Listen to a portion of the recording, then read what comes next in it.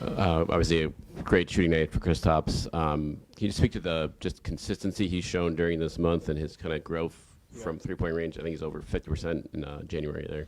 Yeah, I mean, he's just been great on both ends of the floor. I think, obviously offensively, he handles a lot of different cross matches, and he's gotten so much better at that, his screening versus different coverages. I think he's playing with a great level of physicality defensively. He's getting better at some of the different coverages that we have, and, he's been great. So it's great to see him kind of have a game like he did tonight, and for us to, have a well-balanced game as well. Joe, you've been going to Jaden a bit more.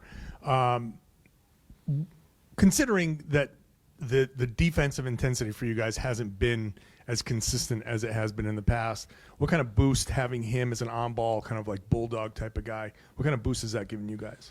Yeah, I mean, he's gotten a couple turnovers, some deflections, and, just his on-ball defense. I think, certain guys bring certain things to the table, and when he's out there, he makes everyone better around him defensively just because of his physicality. You haven't had kind of like that wild card energy guy off the bench, and Peyton has done that in the past, but now he's such a big part of the rotation that he does more. Yeah. Is that an important element to have, is just a guy that you can throw in there and the other guys have to kind of like rise up to his level even for short stints? I think, Jaden is that, but I think they don't want to take away from what Peyton has done, what Luke has done, what Nimi has done, and I think those guys still do that. But, yeah, Jaden has kind of carved that little rollout to where he's on the floor. He just kind of brings the best out of everybody defensively. And, having a lot of those guys I think is important, yeah, for sure. Joe, it looked like Drew was kind of fussing with his left wrist a little bit, and he didn't play much there in the second half. Do you have an update on Drew at all? Yeah, he's fine. He's fine? Yeah. Great. Thanks.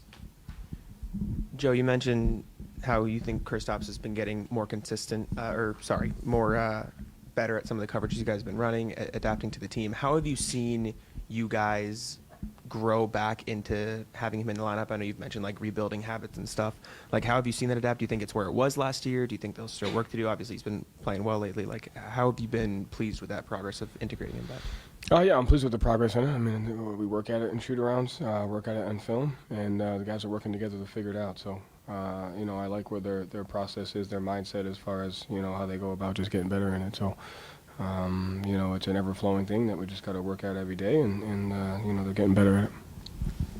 Joe, what do you think of the concept of shortening the NBA to 10-minute quarters? The commissioner said on a podcast that he liked the idea.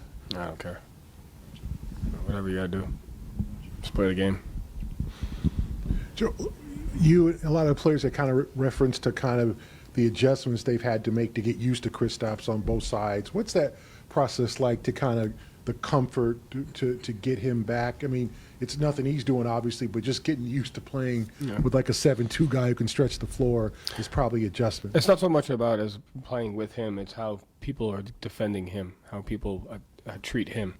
And so the adjustment that we make is how people impact him because he has the ability to play inside and out. And so it's not so much that we got to get used to playing with him. We got to get used to playing, and that's for everybody, right? I mean, we got to get used to playing with guys depending upon how they're defending and attacking us. And so that is a residual effect of, okay, he's going to be matched up this way. This is the coverage. We're seeing this now, and so it's not him in particular as much as it's what defenses are doing to combat our offense and how we have to continue to get better at, the different schemes that are there and growing at that. How does it change things for you guys defensively? I know you've talked a lot about the adjustments offensively with him out there, but him being back in the drop a lot, I guess him compared to Al, who was there to start the year. What are some of the differences you guys have to adjust to defensively?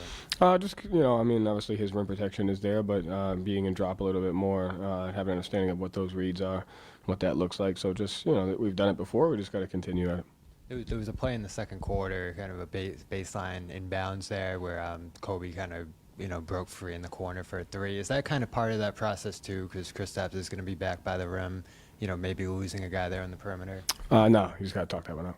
Yeah. Thanks, Joe. Thanks.